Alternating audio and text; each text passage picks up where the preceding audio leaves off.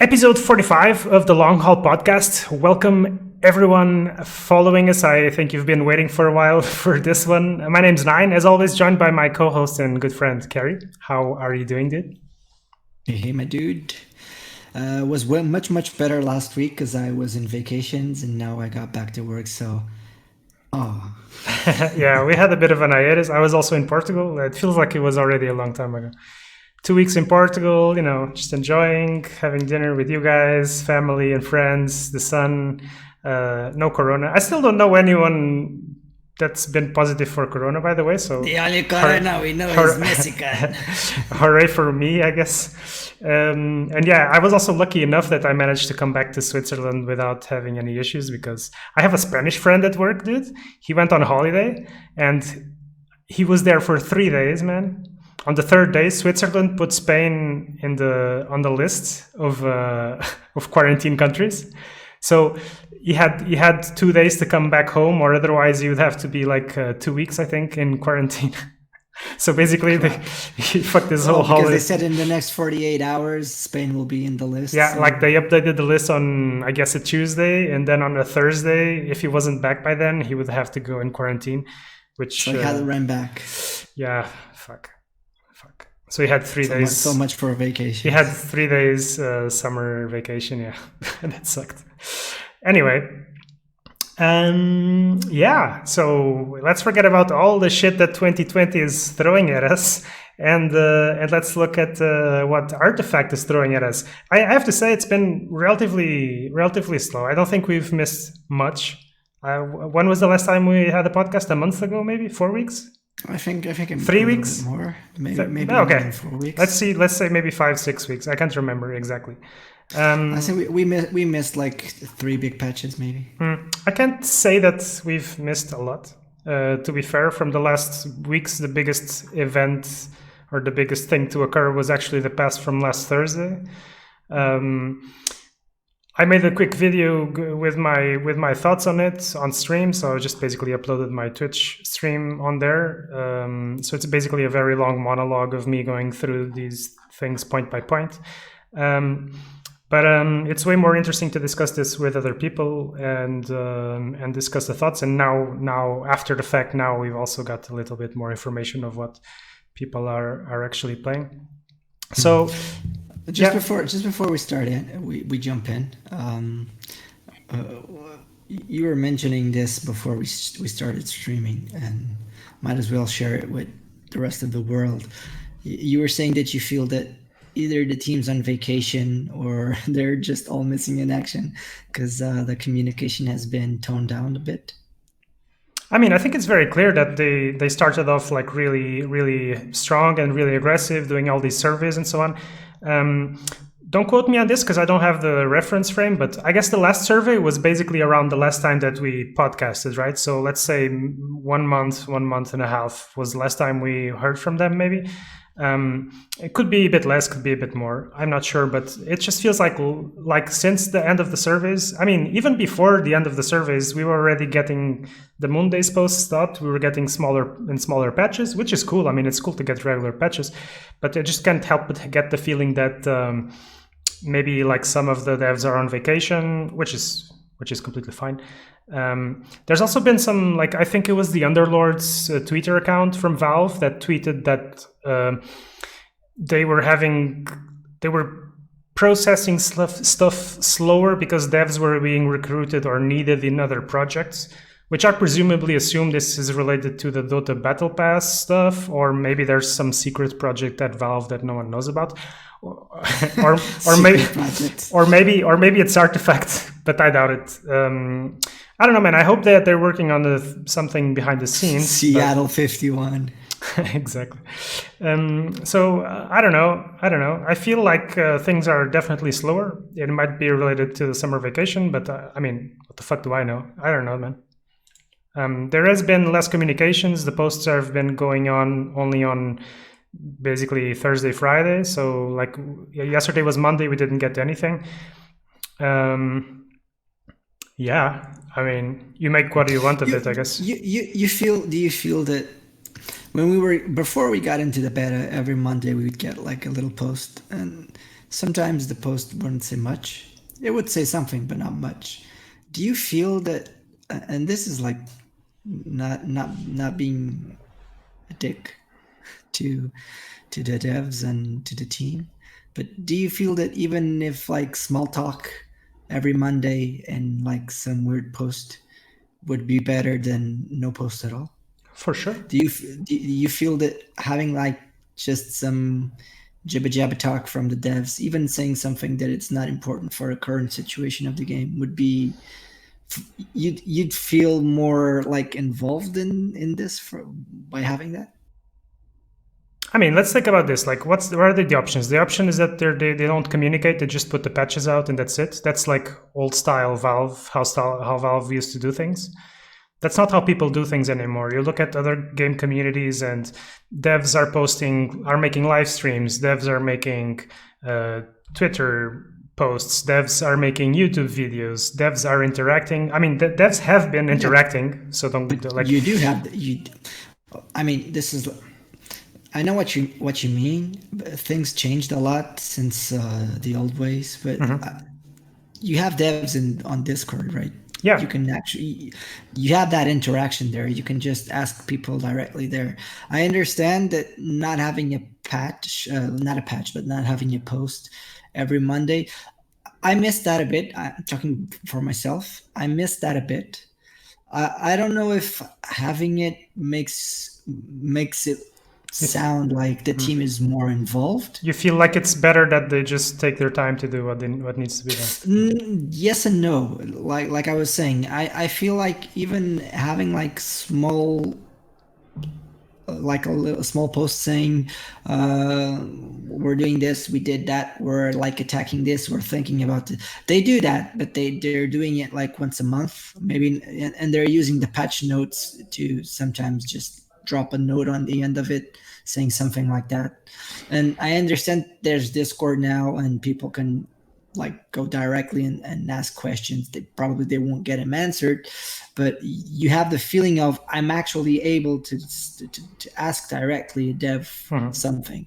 But I don't know, there was something magical, maybe because we were like 1 year and some months without having any info. And when we start getting like the posts, it felt really cool.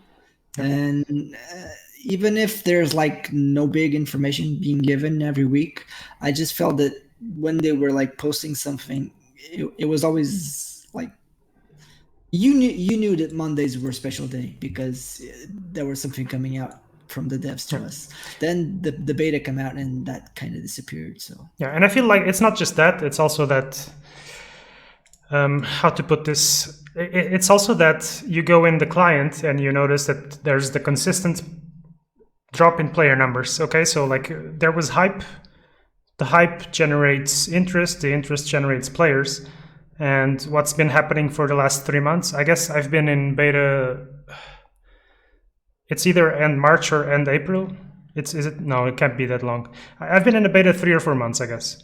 And dude, the numbers are they're just dropping and dropping, like, and of course they know that better than we do, even because we don't have a good idea how many people are in there. But if having dev communication and generates interest in players, isn't that something that they should be doing? At the same time, they are limiting invites, so I don't know. I'm talking for myself. It's not about generating interest. It's just knowing, like, it's like sending a hello world where you know that the people are on the other side. They're actively doing stuff. And so I don't know. It's just I have my doubts that if they keep doing the Monday posts, that would make more players come back to the game. I'm just saying that having that little post on Monday was something like, it was like fulfilling. It was cool. You knew that Mondays were like, okay, the devs are going to speak to the community, and now that's gone. Yeah, and it's not just that; it's that the last survey that they did was asking people what feature they would like to be implemented in the game. So like what game mode basically, and I mean, I guess implementing expert draft might take a while, but implementing something like a constructed queue, I mean, come on. I wish I knew like how hard it is to do, because I don't know, but it just feels like there are things that we could have that people are kind of asking again and again, like this would make it easier to play, this would generate maybe more interest. But again, I mean, we have this very unspecific, this very vague roadmap. Basically the roadmap is open beta, give invites, do shit, and end the beta. Like that's not, I mean, that's not really a roadmap, you know what I mean? Like it is, but it isn't. And I just kind of It's like, this is the plan. Yeah. Okay, but how do you get to there? How do you get to those? It's like making a roadmap and saying we had an idea, we're gonna do work, and it's gonna end at some point. Like it's just too vague. And I mean, they don't owe us any dates or anything. Like that's not how it works. It's just you keep hearing Valve conversations about devs being poached onto other projects, devs being pushed onto more important things. And honestly, if right now, if they think it's more important to put devs on fucking Underlords or on fucking Dota or on fucking whatever VR title they are doing, then honestly, just fuck them. Because like, if this is the investment that they're putting into the remake of Artifact, what is the priority on this project? You know, like if this project is on the fucking bottom of the list of priority, then just fucking kill it. You know, just kill it, just take its head off. So I hope that's not the case, and I hope that's unfair. Come on. I don't think it's unfair. I think if you're gonna get, there's always a game that has to be on the bottom of the bottom. Come on, like that game could be anything else. Like Dota doesn't even have a TI this year; it's been cancelled, and they're obviously still breaking records. And the amount of content done for that is absolutely insane. And they got a completely brand new game mode as well. Underlords is out and needs a patch, so that should be a priority, but it's obviously something that their community has also been asking for a while. Artifact needs work, like it's clear. And if it's not a priority, when is it going to happen? You know, like, I mean, I don't know. If there's a project that needs developers involved right now, it's Artifact, for multiple reasons. For the fact that it's completely bare bones, the fact that they're going to miss the deadline that they already posted, the 6 to 18 months, it's not happening. No way. It's just not happening. Unless they're pulling people into the project, it's not happening. Well, that depends. I mean, let's say we're closing to the 12, 13 months. Then at that time, they're going to consider Artifact a priority because they're near their deadline, so they're going to poach like devs from other projects. So that might work like that. I don't know.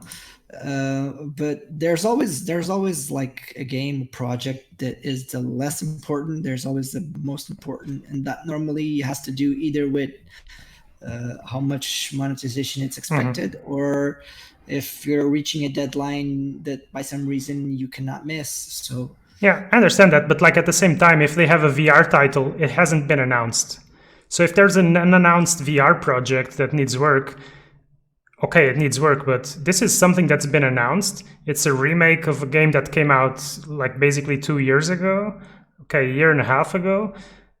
And they gave... Which game are they VRing? I have no idea, man, but I've been reading people saying that there has been talk about this. I don't know, there was a documentary that came out about Valve, and I don't know if it's related to that, but the word around the street, what I've been hearing is there are titles being developed, which is super cool and exciting. But why would you be poaching people onto those projects when there's projects going on right now that need love? So, but that's the thing. Did they really poach? I mean, isn't Valve like, I feel like working on this project right now, so screw you guys, I'm going home. So and then you go and work on that project. From what I've been told / read, it's been like stated in one of these documentaries that recently came out that it's something like people needed to be put onto Half-Life VR because the midway through, or whenever they were at whatever point they were through the project, they realized that if they did not force people to go work on Half-Life Alyx, the game wouldn't be finished. And it would just be another project that would be shelved. So apparently they pushed people and said, you're going to be working on this project for 2-3 months because we need this thing to push through this bottleneck or whatever. So if that's the case, if that's really happening, man, come on, like I think it would be super unfair to be pulling people off of Artifact onto other projects. Not that I mean, I have absolutely no evidence to say that that's the case. It's just I feel like they should be putting people on this game. And shout out to the devs that are still talking to us and are still going around, like, because you guys are carrying this project on your shoulders. It just feels like it's not enough, man. We're 3 months, I guess. Air just posted that 25th of May was the beta release, right? So that's June, July, August. It's 3 months. And what we're getting is basically card patches. It's kind of weird, you know, like, shouldn't we be getting feature patches or like, why are we focusing on card balance, man? Let's put this in let me put it on this way.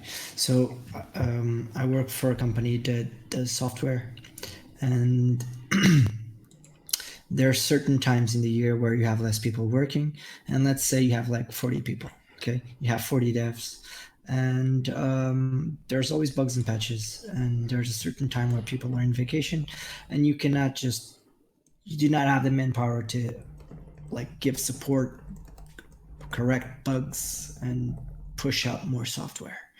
So this might be what happens now. It might not be. The thing is, since they open up to us and are always listening to feedback, and people keep bombing them with feedback, and this card is too good, this card is too bad, you must nerf this, you must nerf that. So let's just say there are 10 people. Let's just say there are 10 devs, and they're working on Artifact. And we've been looking at patches, like you say, being mostly cards or this and that bug fix. So where do you see people working on new features and new modes and stuff like that? Where I'm trying to go is, we know the team is not big, and they've been trying to make what we have at this point be like much better, quality of life improvements, nerfs, tweaks, whatever. They even gave us like 2 new heroes because people voted on one of those heroes and stuff like that. Maybe if they had a different approach and not open up to us and we're just focused on doing other stuff, we could have different modes, but we would still be playing with broken cards and broken stuff, and maybe we weren't as happy.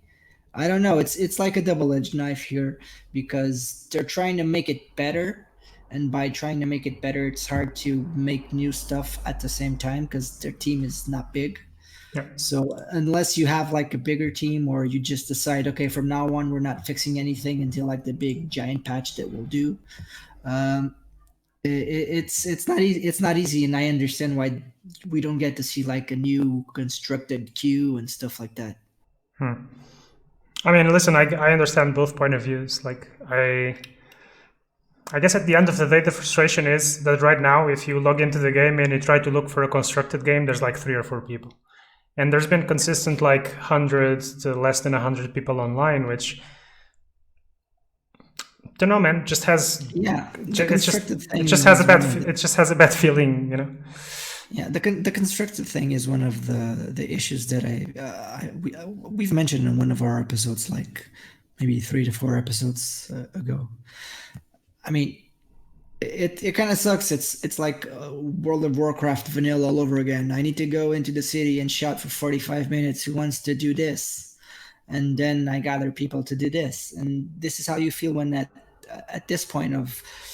And gamers are less and less patient with each time the technology goes better and better, because we're so used to the queue system and have to ask people, hey, you want to play, and actually have friends to play with.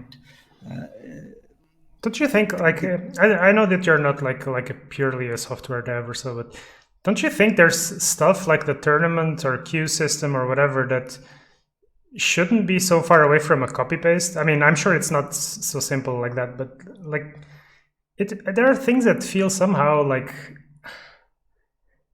I don't know, man, it just feels like it shouldn't be taking so long, but yeah.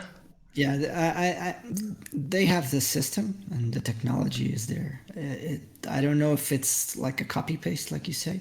I doubt it Right, because it's. it can't I be don't think because if everyone it has was, it different would be information. done. Yeah, if it was, it would be done. So it clearly isn't. But it's like I don't know how to apply this to your area, right? But let's say you have four things to do, and your boss tells you, okay, this is priority number one. Then you can give like 25% attention to this, and the other two things only if these ones are fixed, you can actually look at them. I mean, listen, And I don't I know how it works with them. I'm just. I hope This is how I work. I see some things go around, and I I can't nail them to the cross as much as you're yeah doing yeah. because and in a certain way I know that they're trying their best for it. It might not be enough, and most people are going to say, "Oh, it's not enough," but I know they're kind of like rowing against the current right now. So I hope I honestly, from the bottom of my heart, I hope that in 2 or 4 weeks, a huge fucking patch comes out and 500 million people get invited into the beta. Like honestly, that's like what I want. I hope like that they make me swallow my own words. Um, until then, I think until then, the way that things have been going, unfortunately, I think I have to remain somewhat pessimistic. And if nothing else, if they listen to this and they feel a little bit under pressure, I think that's not necessarily a bad thing. I love you guys. Thanks for doing what you're doing. Um, but at the same time, like like I give with one hand and I take with the other because things aren't looking great, man. Things are not looking great. So okay, let me just pick up on what Artifact Name was saying. So he's like saying that normally there's less than 200 people online, and he like estimates that 2,000 people were invited. To be honest, I think much more were invited.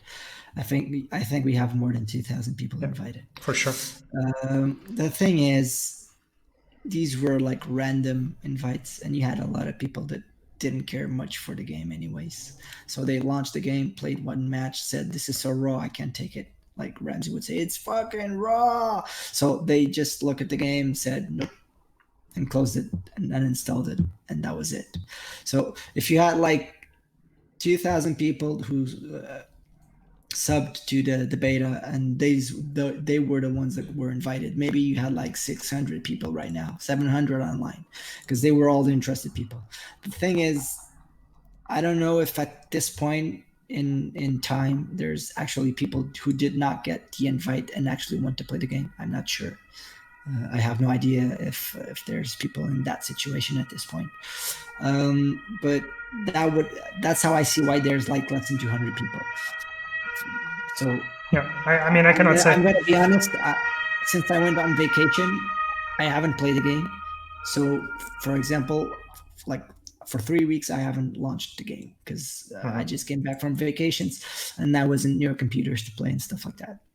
So, but I'm like a minority because most people on vacation will have time to play games. Or so these 200 people is the aftermath of doing random invites, because let's say you invite 5,000 people, for example, or let's say you invite 10,000 people, and of those 10,000 people, only 1,000 people were the people that actually wanted to play the game. And of those 1,000 people, 800 were like, yeah, I played it. It was fun, but I can't keep going. I'm gonna wait like 2 or 3 months until there's more actual meaty stuff for me to play and see. So That's fair enough. that's why you only have 200, 150 people at this time. Another thing that I wanted to go is FTG Air saying they're intentionally not adding game modes because it dilutes the queues. I mean, you're allowed to play constructed. You just need to invite a friend. So if you had the queue, people who want to play constructed won't just go and play draft, because they'll stay and chat for like 35 minutes saying, looking for someone to play. And if no one wants to play with them, they'll just turn the game off and go play something else. Because people who want to play constructed will play constructed. People who want to play draft will play draft.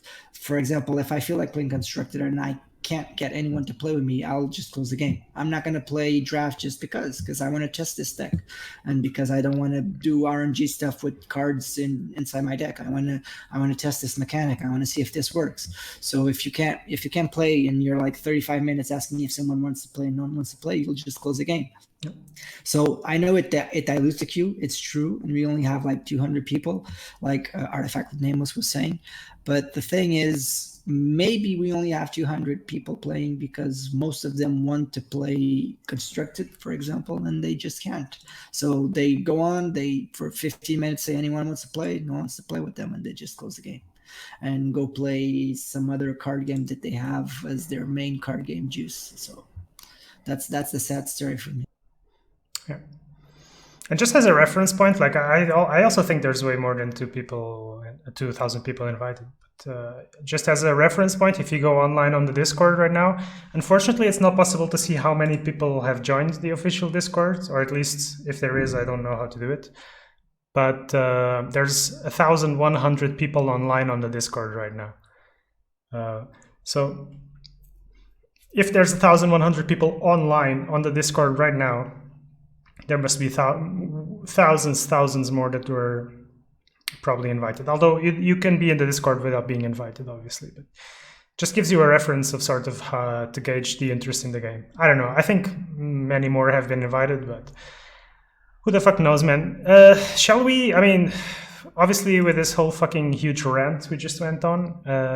It's not a rant. It's a state of the art. It's status of the game. State of the game. All right, dude. Have you been to the patch notes? And is there like there's something specific that you want to touch on, or that you want to comment on, or so? Yeah, let's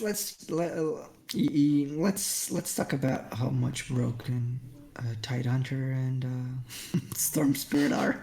I'll let you start going, and okay. Then I'll intervene. All right. So for those of you that haven't been paying attention to the game much, or if you're new or whatever, Tidehunter's toolkit has been reworked. So he used to have a passive ability, Kraken Shell, which he doesn't have anymore, and now he's got Anchor Smash. Now Anchor Smash used to deal 1 damage. When you would play a card, like a non-item card in his lane, you would activate Anchor Smash every turn for free without paying anything, and he would deal 1 damage to all adjacent enemies, plus would remove an attack from them.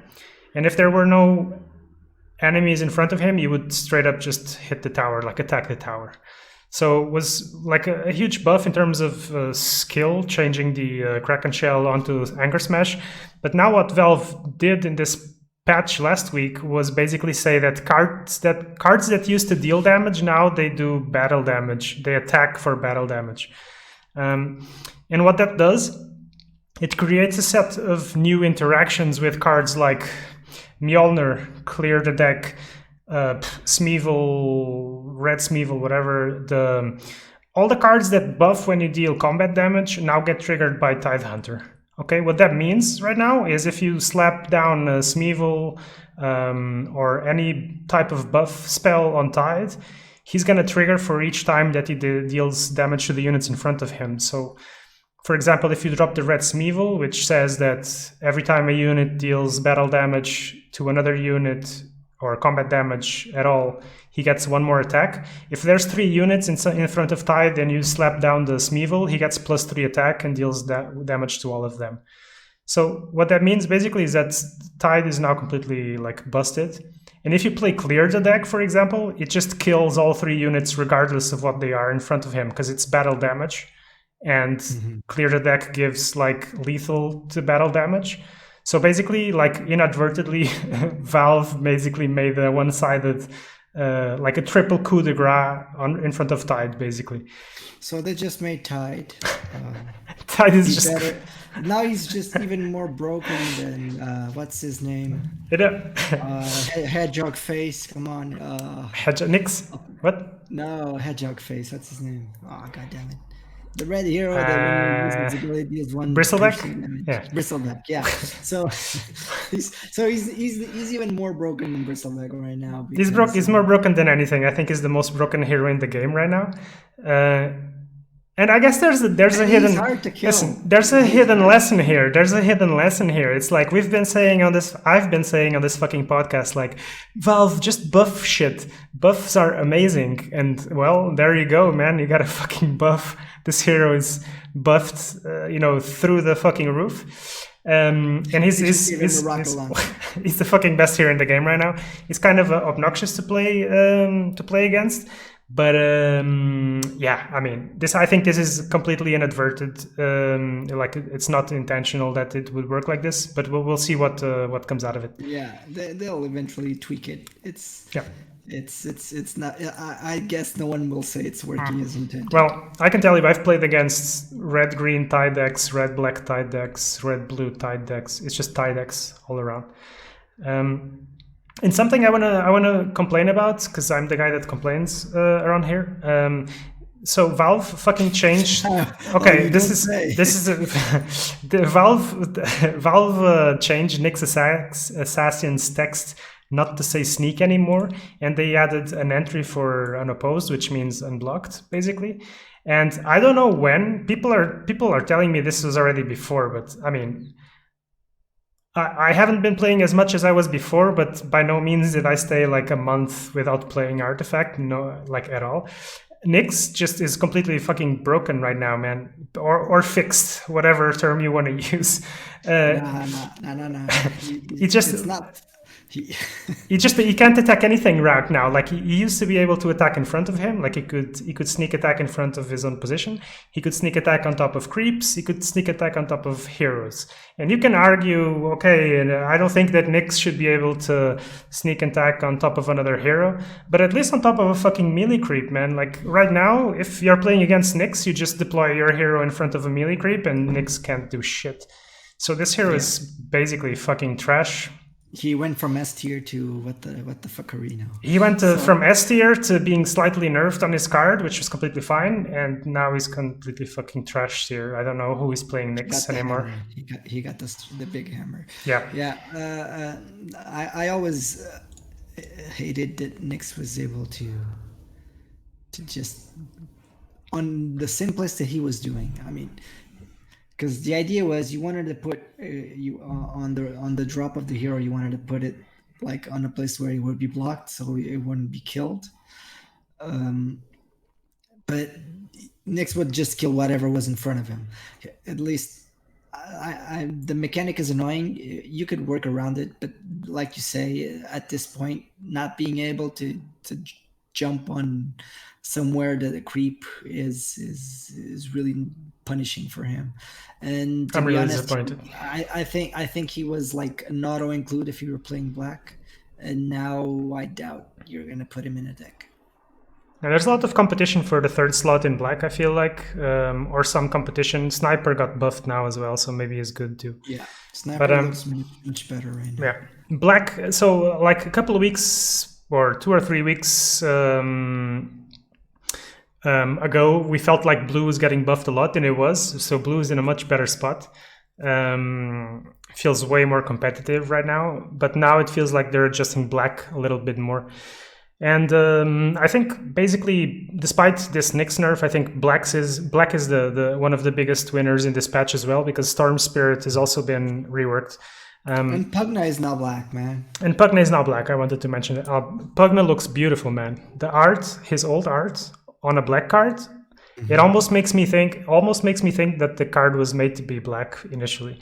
It looks beautiful. I really love the art on black frame. Yeah. And I really like that they gave him the Netherlord passive. Like it was like an iconic thing for him, and they just made it like a side card. Yeah, been playing him a bit. He's fun. Yeah. I'm not sure he's competitively viable yet, but it feels like he's in a much better place, and he feels better in black. They removed his active ability. I'm not so sure about that, because I mean, Nether Blast was good. It's just not their black ability, so maybe they're hoping to include some other ability. It would destroy an improvement, an enchantment. They don't want to do an enchantment. Yes, let's call it the sissy word. Yeah, but I know that it's supposed to be in black, and so they removed it. Yeah. But I feel that the card was He just needed a little push, and this nether ward might have been it. And then they just removed him the big gun. So I don't know. I think people need to work on a lot of heroes more as well. Like I've been playing a lot of Pugna, and I feel like there's maybe a spot where it could be good, but yeah, these are things that require some work. And again, there's not much constructed game going on. Yeah, Pugna is something for people to look at and play around. Cool thing is he now burns mana, so yeah. But yeah, the big winner in the patch is basically Storm Spirit. He's been reworked as well. So his card, Ball Lightning, used to allow him to move across the whole board. Now it's been reworked to have only a range of 5 slots. So it's a nerf in that sense, except it's repeatable and has quick cast. They've also adjusted some stats on his static remnant, but there's a bug on that right now, so it's not working as described. And they've added the old overload passive, the ability that he had from Artifact 1, where every time that you play a spell or an enchantment in any lane, you will add an attack charge to him until he attacks. So he's able to zip zap around the board with quick cast, so uninterrupted potentially if you want. And he can zip zap while leaving static remnants. Zip zap. Zip zap. When he zip zaps, he leaves a static remnant, and he can zip zap back on top of it and blow it up. So if you do that repeatedly, you're dealing damage every time you're moving around. And let's not forget, again, he's got quick cast, so your opponent can't prevent that. So there's people already playing around with blue-black decks where you drop a like Incarnation of Salamene or some sort of repeatable mana regen. And as you keep playing spells and keep getting mana, you can just zip zap and kill basically pretty much whatever you want. So he's in a very good spot. I think Tithe and Storm are right now probably the 2 strongest heroes in the game, I feel like. The times of Death Prophet and Kana and Nyx, Rixo and Nyx and so on are all gone. I think, the new boys are in town, so times are changing. I just wish there were more tournaments and more like constructed games going on so that people could exploit all these things, man. Because right now, it feels like we're in the stone age of the constructed meta. And just let me just put the cherry on top of the Storm Spirit thing. Is like if you have 10 mana, you can move him 10 times. Put like 10 little spirits that will do 1 piercing damage, and he gets plus 10 attack. I mean, you just need to, you can drop him on a place that there's like no one blocking him, and he just does 10 attack. You can do really busted things with Incarnation of Salamene. You can keep zip zapping in and out of the lane, keep getting mana, play other spells. And there are some limitations, I think, to the fact that I think repeatable spells don't always trigger stuff. So if you play the copy, I haven't played much with Storm myself. I played like 1 game, but I think the repeatable cards don't always trigger everything. So there's some sort of limitations implemented on it. But for the most part, you can do really busted stuff. And you people said Rix was broken. Yeah, Rix. I think people like when he initially came out, he was very busted. But again, aggro decks are still very strong, and aggro decks are playing Storm now. So they got stronger. That's the thing. They got stronger. Also, there's been other changes to Bloodseeker and other cards that like let's not talk about that because otherwise the podcast takes 2 hours. But Black is in a very good spot, and like full on mono black aggro is a very good deck right now. Again, it just feels like we're a bit in the stone age of the constructed meta. So saying that something's good or bad is kind of meaningless because people haven't experimented enough to know exactly what is good and what is bad. Yeah, I think also because we haven't podcasted in a while, I did a tournament 2 or 3 weeks ago and Mono Blue won that. But that was obviously before all these big patches. Because I think Tidehunter now would kind of shit on Mono Blue, but... I think Tidehunter would shit on everything. So yeah, I think that's the current state of the art. I don't know if there's anything like that catches your eye. There's 3 points that I want to actually, because I don't know if this is a buff or nerf. It kind of feels like a nerf, but maybe I'm seeing it in a wrong Ursa's overpower now deals 2 damage twice rather than 1 damage thrice. So they're not giving you less 3 armor. They're just going. So basically, you do the same amount of Nerf? damage. It's a slight nerf because you do the same amount of damage. You still hit for 5, but except instead of taking 3 armor down, you take only 2 armor down. So it's a slight nerf. But Ursa can still. Was it that good? Because I never saw people abusing Ursa. It was annoying, I feel like, because a lot of heroes, Ursa would kill them with the overpower or whatever, and then they would come back on the table, and basically they could die to like a melee creep or something. So I think it was frustrating in that way. So in a lot of scenarios, like for example, a 4 HP hero, if you've got, I don't know, a Sorla, whatever. Now, if a Sorla gets overpowered, she dies, and when she comes back, she can at least land in front of a melee creep or in front of any hero with like an upkeep, deal 1 damage sort of ability. I don't think it was a huge problem, but I think it's a nice quality of life thing because she's still able to like one-shot 5 HP heroes with the overpower card. It's just that when they come back, they're not like super squishy, because that was the case before. So, okay, I understand why they did And that. and the mono red decks were in the 2 tournaments that I've run so far. The mono red decks were running Ursa and seemed to be quite strong. So Okay. The other thing was this is clearly a nerf, but I find it kind of weird the way they did it, which is Ogre Magi's Ignite now costs 2 and deals 1 damage at the round start, deals 1 damage to 2 closest enemies. So it doesn't say piercing. it's not. And deals 1 damage to the 2 closest enemies. So they're putting RNG. Because if you have 3 enemies, 1 in front and 1 to each side, which one will get hit? Why not just deal 3 damage? If it's not piercing damage anymore, might as well just deal damage to the 3 closest enemies. Because now you have RNG, which was something that they said they were trying to avoid. So you want it to hit like the leftmost, and it's gonna hit the rightmost, and you're gonna get like super pissed. Yeah. So I don't know if the mana cost reduction is worth it. I can't tell if this is really a nerf or a buff. It feels like a nerf, but I'm not sure.